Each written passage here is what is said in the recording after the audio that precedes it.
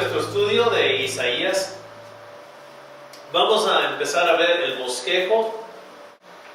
Los primeros capítulos, muchos lo ponen así, el 1 al 37, el libro del rey.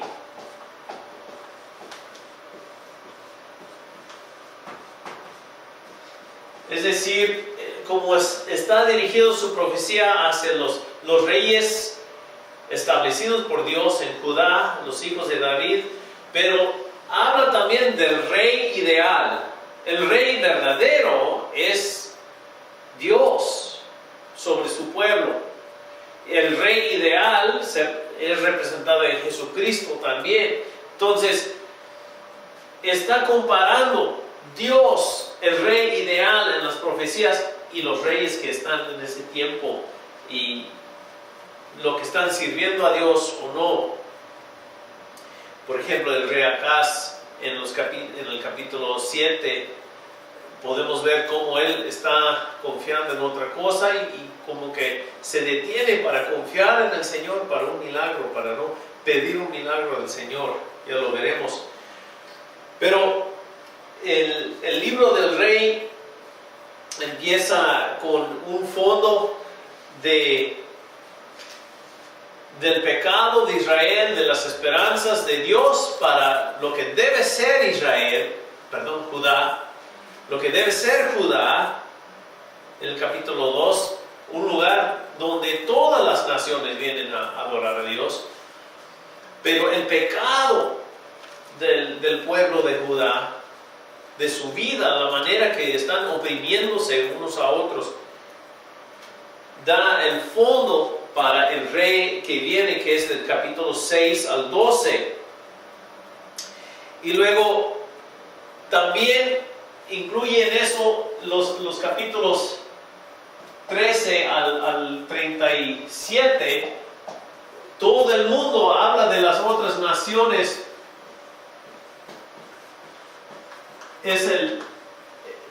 Establece que todo el mundo es el Señor, está en manos del Señor.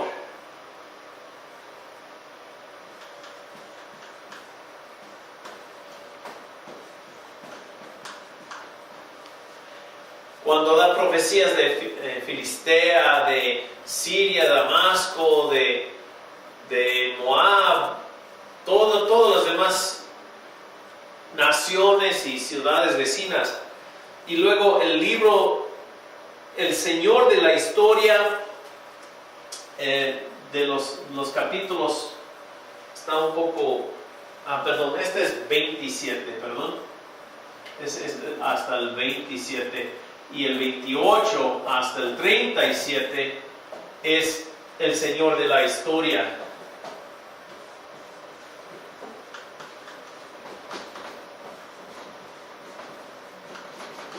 Y esto empieza a abarcar los capítulos históricos.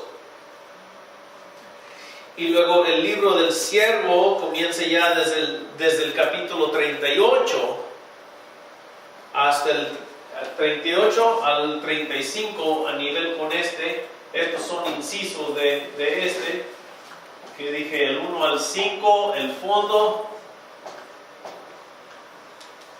y el 6 al 12 el rey que viene. Podemos poner el rey que viene, y probablemente no dejaron campo en su bosquejo para eso. Yo sí tengo esa libertad. La idea aquí es que este forma un tema acerca del rey de Judá, lo que debe de ser y lo que no es, del rey del universo, que es el rey de todo el mundo, todas las naciones, es el rey de la historia, el Señor de la historia. Y luego de ahí empieza a hablar del 38 al 55, hay otro énfasis en el libro, es el libro del siervo. Y el siervo está hablando a veces acerca de Cristo, pero en primer lugar las personas, los reyes, así como Ciro, el rey de los persas, como el siervo del Señor, uno que cumple lo que el Señor manda, y también como todo el pueblo de Israel o de Judá, el pueblo del Señor, como debe ser siervo del Señor. Unos comienzan hablando de Ezequías, en el 39, 38 y 39 habla de Ezequías, y es el primero que es, de todos los reyes de Judá, era el más siervo del Señor. Quizás Josías llegaba ahí cerca, creo que es su nieto, pero no tanto como Ezequías. Y luego el libro del Conquistador, del 55 o 56 al 66, el libro del Conquistador. Es una sola manera de ver las diferentes partes, énfasis sobre el carácter de Dios y cómo se debe de revelar en su pueblo. El rey de todo el mundo, de la historia, el siervo, donde encontramos muchos de las profecías mesiánicas, y luego el conquistador. Este tiene un tema más consolador, un tema más de la conquista final, de los días finales, cuando todo es perfecto, cuando todas las naciones estén adorando a Dios. Y quizás podemos decir, esto es lo que se cumple en nuestro tiempo, lo que se cumple en nuestro tiempo. Pero como tenemos el bosquejo de Isaías en las diapositivas que van a estar viendo, tenemos 1 al 5 la introducción, la desobediencia, algo de esperanza y el juicio que viene.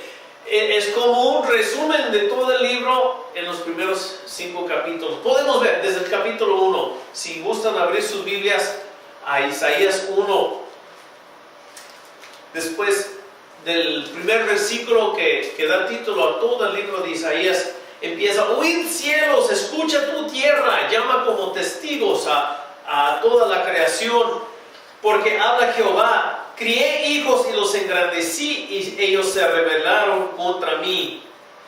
El buey conoce a su dueño, y el asno el pesebre de su señor.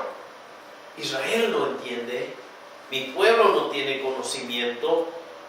Oh gente pecadora, pueblo cargado de maldad, generación de malignos, hijos depravados. Empieza a amontonar las acusaciones. Dejaron a Jehová, provocaron a ira, y la primera instancia de esta frase, al Santo de Israel, y se volvieron atrás.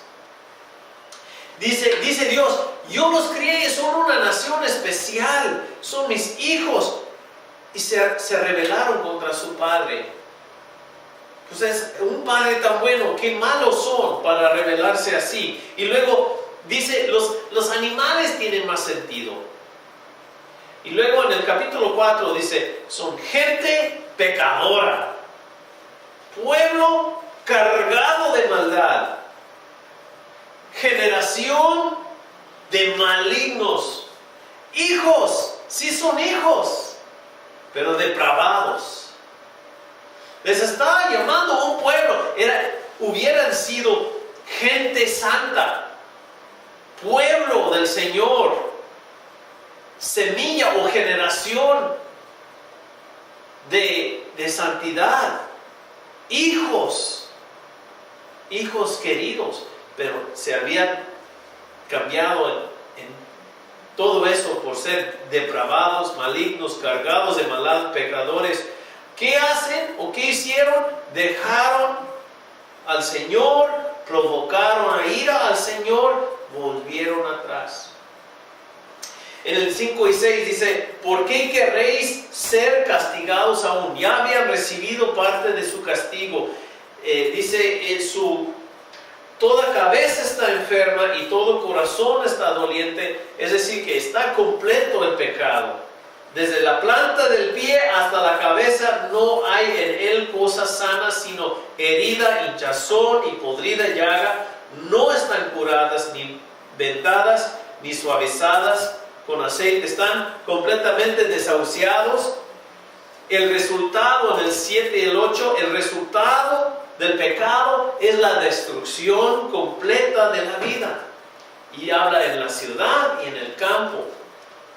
Entonces, muy fuerte, empieza con esas cosas. Pues, ¿qué tanto habían hecho? Y siguiendo en el primer capítulo, podemos ver desde el 10 en adelante, empieza a enfocar en algunas cosas. Dice, príncipes, o sea, líderes.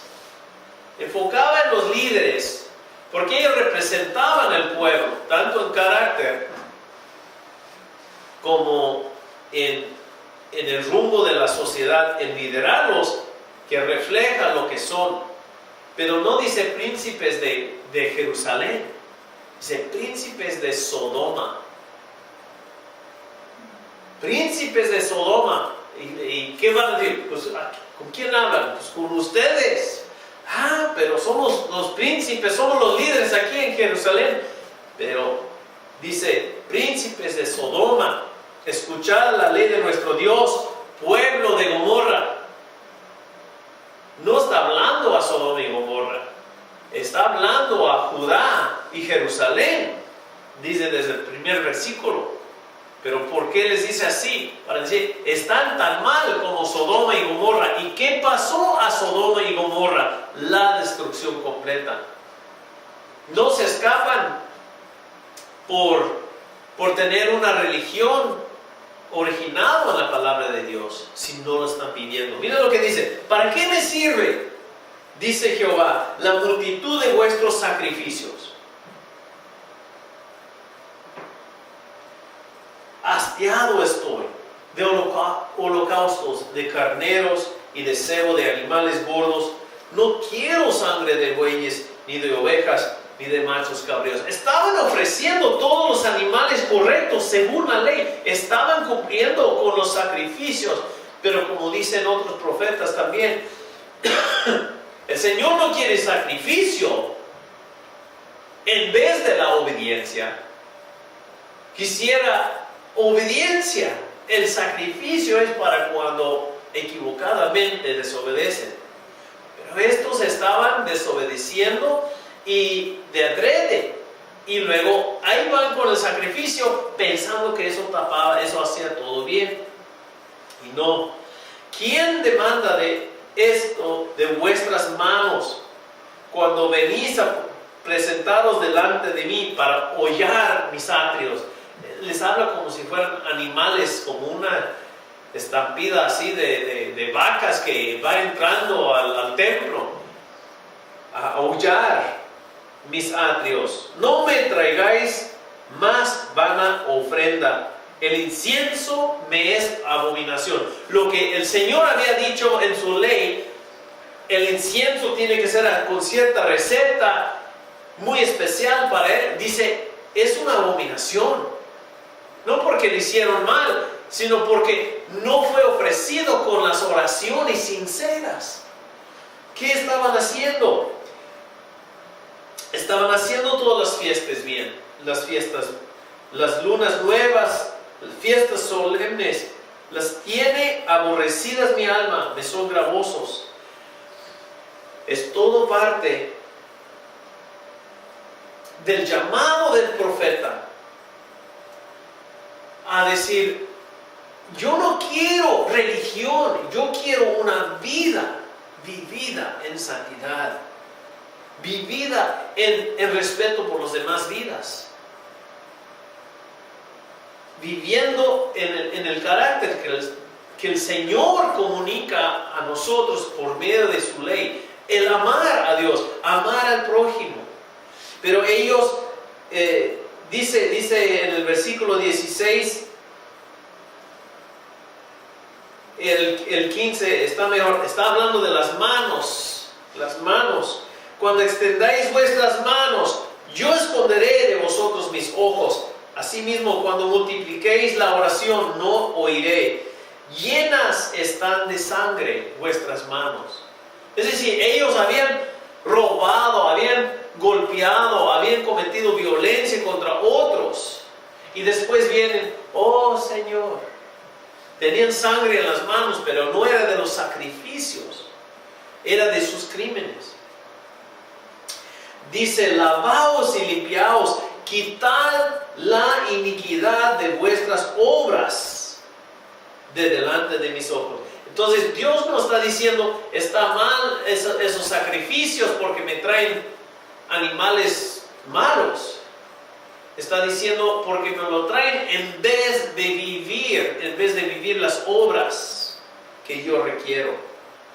Entonces así está diciendo, no diciendo, ya no quiero religión, sino que la religión, los ritos, las ceremonias, los sacrificios, las fiestas que Dios nos llama a hacer, a celebrar, la adoración, las manos levantadas y la oración, todo es en vano si no lo están viviendo lo demás de la ley con sinceridad. Todavía Él está dispuesto a perdonar. Venid luego, dice Jehová, versículo 18, estemos a cuenta. Vamos a sacar cuentas, vamos a arreglarnos. Si vuestros pecados fueron como grana, como la nieve serán emblanquecidos.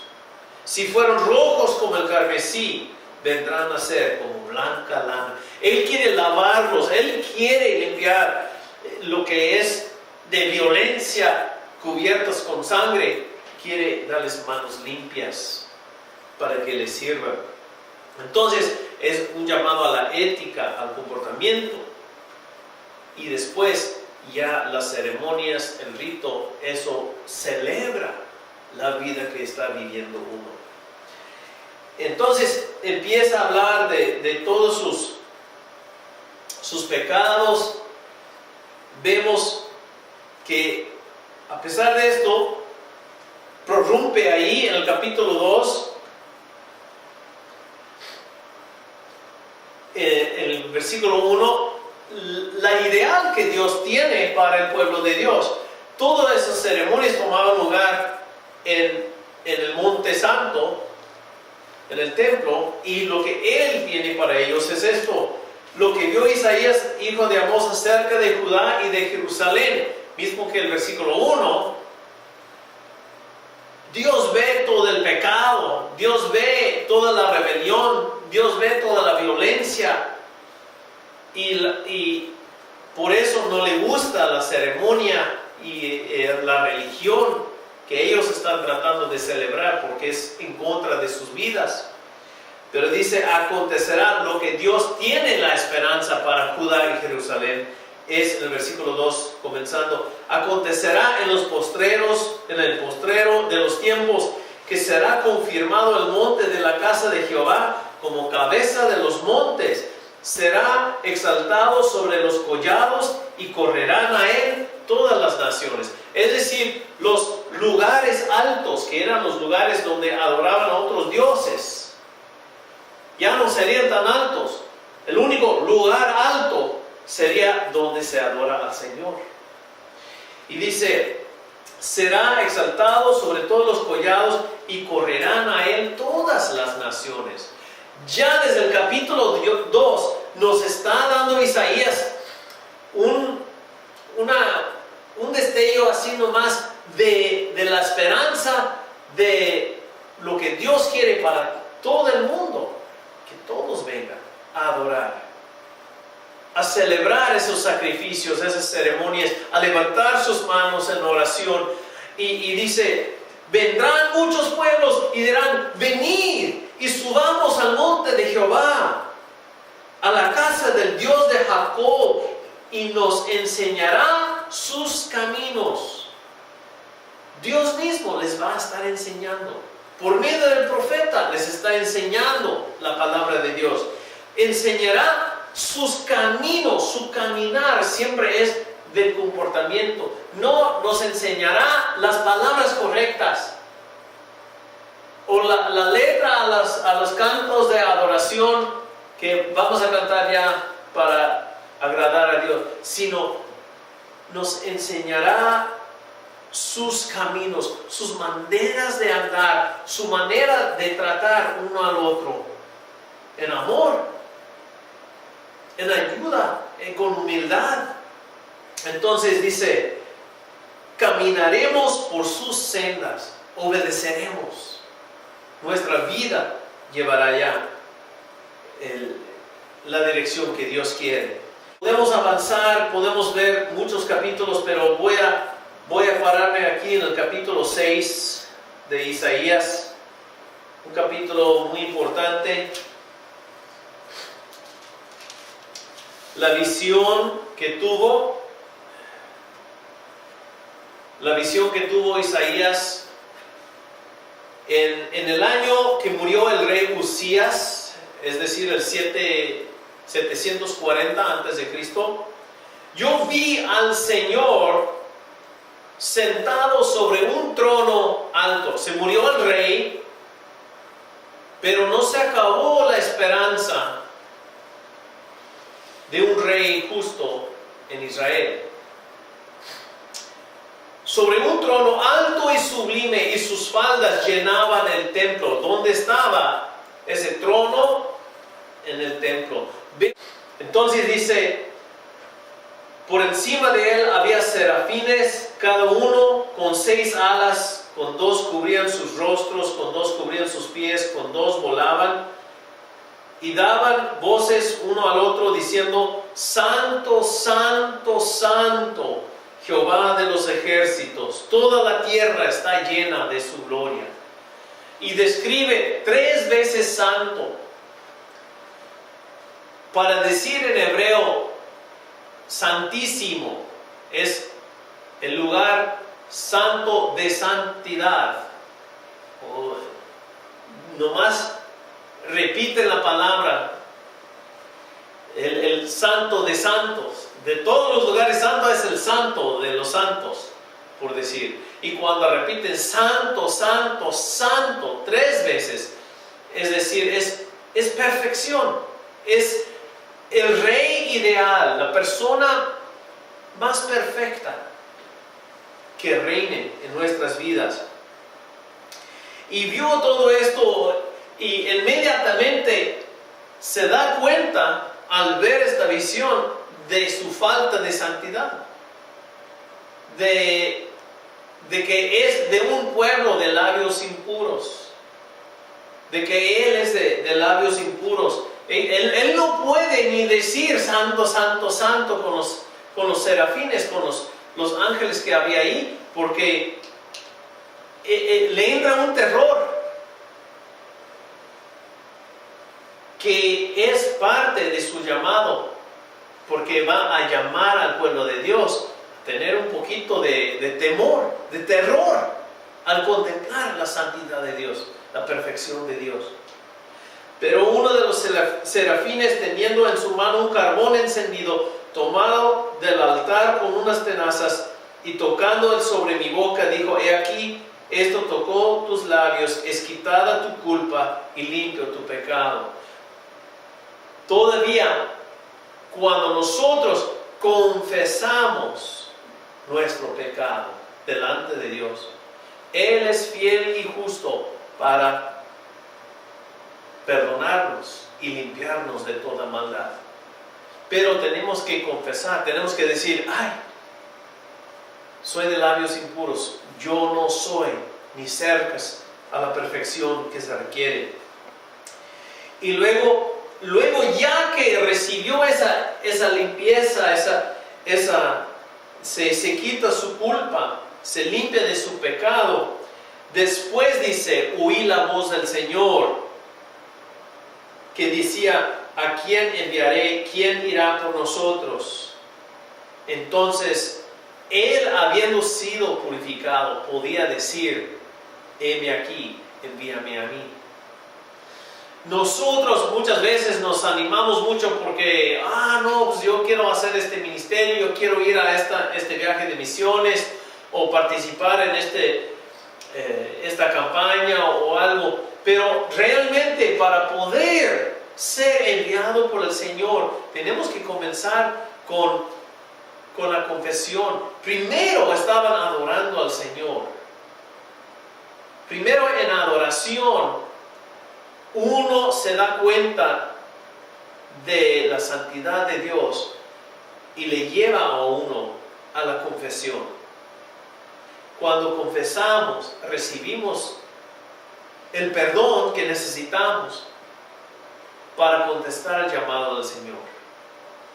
Pero no podemos entrar luego a decir, yo quiero servir a Dios, si no hemos entrado primero a la adoración, la exaltación de Dios, darnos cuenta de donde nosotros estamos y ver la solución de recibir el perdón de Dios. Entonces, es cuando el Señor lo llama, dice, vaya, predica, no que porque tanto talento tienes te van a escuchar y se va a cambiar la historia, sino porque Dios va a decir su palabra, que lo obedezcan o no. Dice, oíd bien y no entendáis, ved por cierto, mas no comprendáis. Dios manda, a pesar de que sabe, no se van a arrepentir, manda todavía a sus mensajeros para que sean dignos de ese castigo. Pero como podemos ver, hay un remanente. Sí hay, siempre hay los que responden a la predicación de la palabra. Y tenía su círculo de discípulos, los fieles al Señor también en el tiempo de Isaías. Y no para, pues nomás con estos pocos nos vamos a consolar o conformar, sino siempre la palabra de Dios va a tener efecto en las vidas de algunos. Y debemos de predicarlo porque el Señor nos manda, no porque el Señor, o porque nosotros vamos a ser tan exitosos en los ojos del mundo o en los ojos de la iglesia, sino debemos de ministrar porque estamos contestando un llamado del Señor. Y se contrasta este rey perfecto que nos hace darnos cuenta de nuestros desperfectos en el siguiente capítulo con el rey Acaz. Y este capítulo es muy conocido más en el tiempo de Navidad porque habla del niño que nos es dado y que se llamará su nombre Emmanuel, Dios con nosotros. Acaba de hablar de ver a Dios. Ya lo borré, pero Acaz es el Jotam y Acaz es ya tiempo después. Pero había una invasión y hasta Damasco, Siria, estaban pensando, llamamos estos para ayudarnos. Israel, la hermana de Judá del norte, se había aliado con Siria, con su capital Damasco, para atacar a Judá, porque decían, vamos a hacer una alianza para defendernos de Asiria en el norte. Júntate con nosotros. Judá dijo, no. Ya como la burra no era arisca. Judá ya no quería juntarse con Israel y menos con Siria, pero decir, júntate con nosotros o te vamos a atacar juntos, si te vamos a derrotar. Entonces, en el versículo 3 del 7, mandó Jehová a Isaías y a encontrar a Acaz. Y en el versículo 4 dice, guarda y repósate, no temas, no se turbe tu corazón a causa de estos dos cabos de tizón que humean. Está diciendo del rey de Asiria, el rey de Israel y el rey de Siria, de Damasco. Dice, estos no van a terminar bien, pero con confíen en el Señor.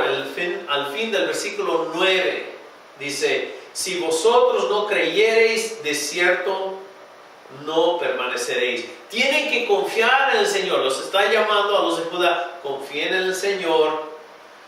Habló también Jehová, versículo 10, acá diciendo, pide para ti señal de Jehová tu Dios, demandándola ya sea de abajo, de lo profundo, de arriba, en lo alto, como Ezequías.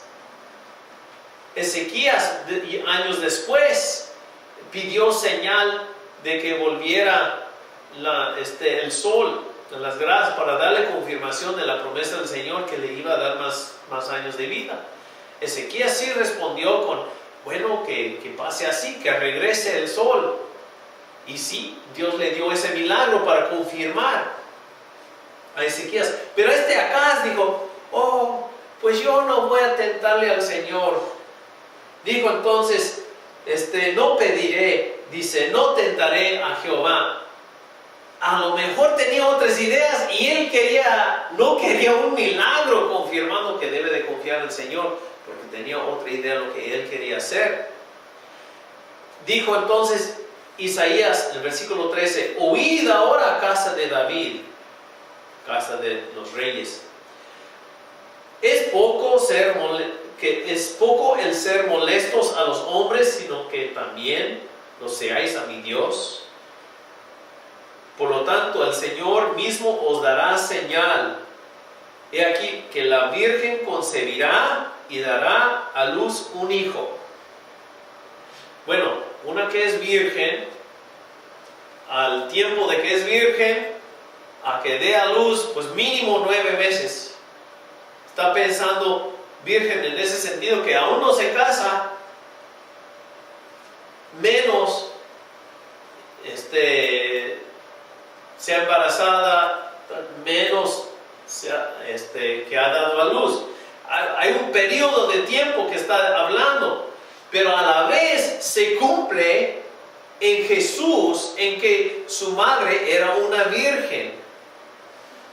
Y en ese sentido muchos dicen, no, pues una señorita, todavía no casada, está diciendo, y traducen esa palabra virgen un poquito diferente, pero la palabra significa virgen, que aún no ha conocido a hombre.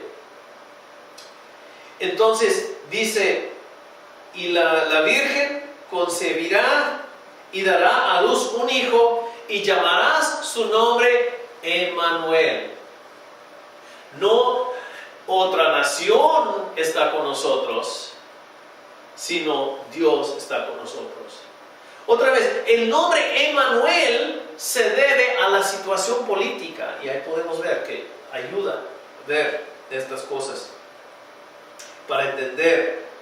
Comerá mantequilla y miel hasta que sepa desechar lo malo y escoger lo bueno. Es decir, crecerá este niño hasta que pueda comer mantequilla y miel, y ya no está comiendo pecho de su mamá. Entonces, antes que el niño sepa desechar lo malo y escoger lo bueno, la tierra de los 2 reyes que tú temes será abandonada. Dentro de unos meses, esta es la señal que le va a enseñar. Jehová hará venir sobre ti, sobre tu pueblo, sobre la casa de tu padre, días cuales nunca vinieron desde el día que Efraín se apartó de Judá, esto es, al rey de Asiria. Entonces, Isaías empieza a predecir la venida de Asiria, que no van a poder Israel y Siria contra Asiria, y menos contra él, que debe de confiar. Pero para nosotros nos da una profecía de sí, una virgen, que se dice que se cumplió, dice en Mateo 1, que se cumplió con Cristo. Una virgen concibió, no conoció a Mateo antes de conocer, era del Espíritu Santo. Y también cita este versículo, y llamará su nombre Emmanuel. Entonces vemos que está diciendo, Acaz no está siendo el rey que confía completamente en el Señor, confianzudo en el Señor, para decir, quiero un milagro, yo voy a confiar en Dios, un milagro, para que vean que deben de confiar solamente en el Señor y no en alianzas políticas. Dice, acá debes de pedir grandes cosas de Dios, debes de tener mucha fe, y por lo que no, yo te voy a dar un milagro de todos modos. Quizás hasta era una persona que Acaz conociera,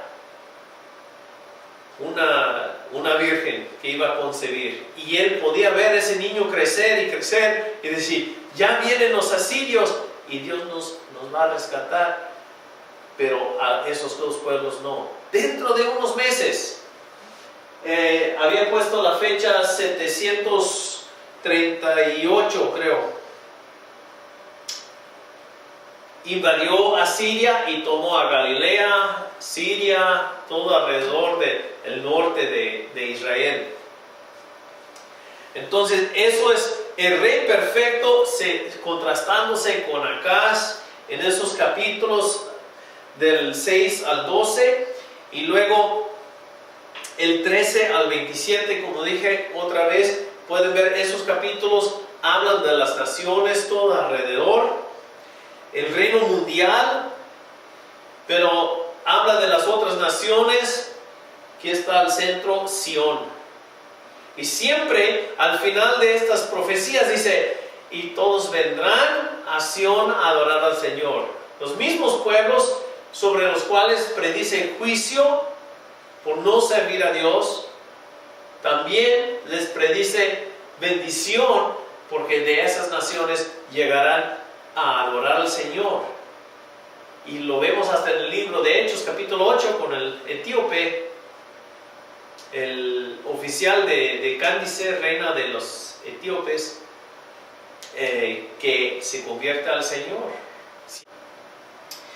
Entonces, en los capítulos 28 al 37, habla de toda esta dinámica, esta política entre Asiria, Egipto y Judá en medio.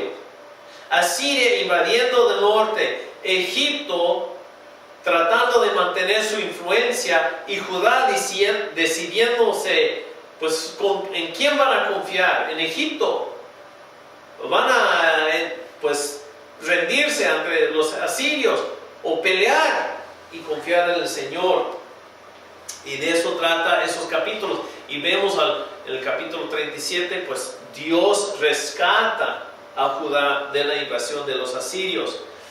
Y luego el 38 al 55 habla del rechazo del defensor, del siervo, la disciplina y la restauración inmerecida.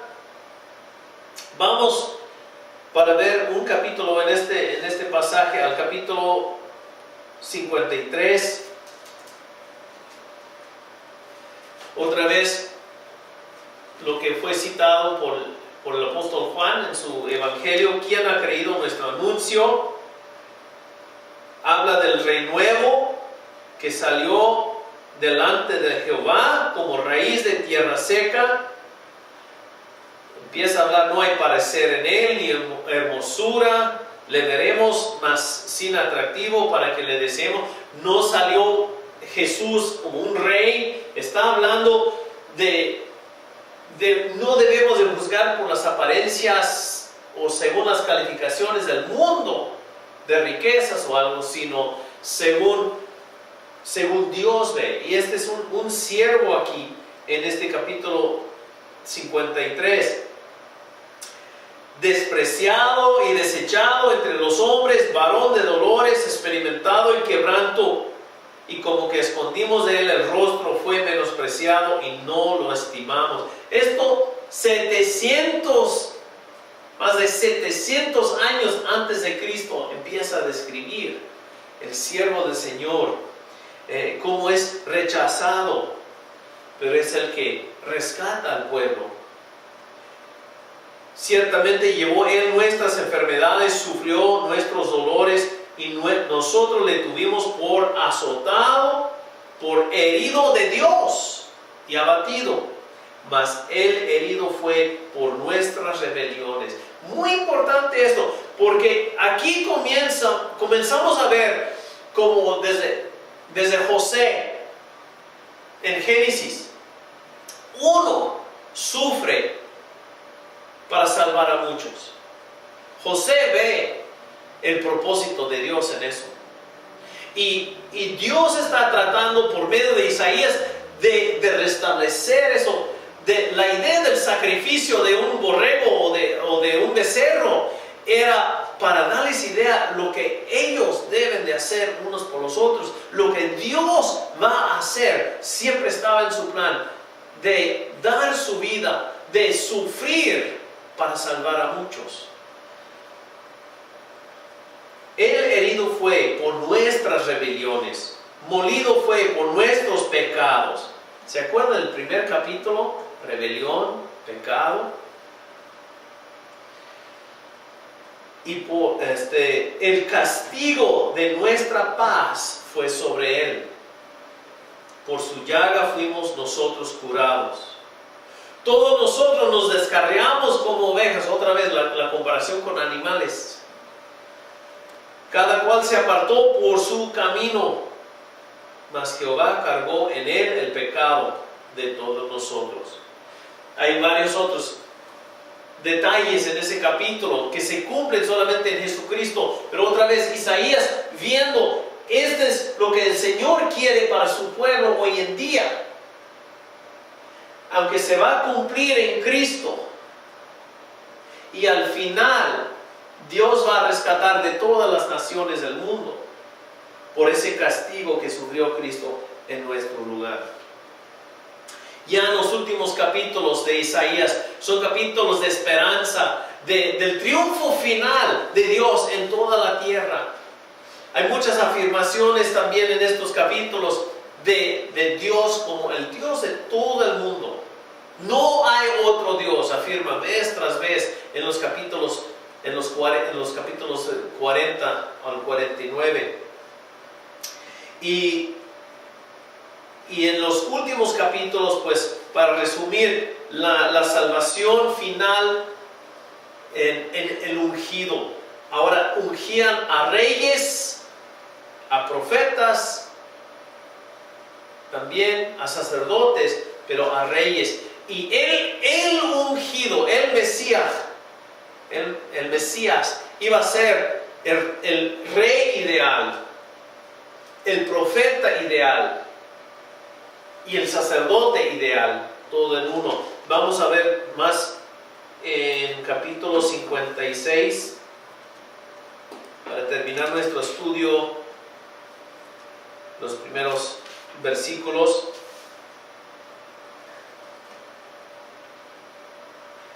Isaías 56, 1 habla de la justicia de todos. Guardad derecho y haced justicia, porque cercana está mi salvación para venir, mi justicia para manifestarse. Bienaventurado el hombre que hace esto, y el hombre que lo abraza, que guarda el día de reposo para no profanarlo, y guarda su mano de hacer todo mal. Otra vez, del capítulo 1, de las manos levantadas en oración, pero cubiertas de sangre, porque no se guardaban de hacer el mal. Está hablando de las obras. Y otra vez en los capítulos finales dice, arrepiéntase, empieza, vale la pena, está diciendo, vale la pena servir a Dios, vale la pena cuidar de no hacer el mal, porque Dios va a establecer su salvación para esos. Entonces, no subestimemos lo que Dios puede hacer en nuestras vidas, pero no sobreestimemos lo que podemos hacer nosotros por nosotros mismos. Tomemos en cuenta, adoremos a Dios, pero como medio de darnos cuenta de nuestra necesidad de Él, de depender solamente en Él.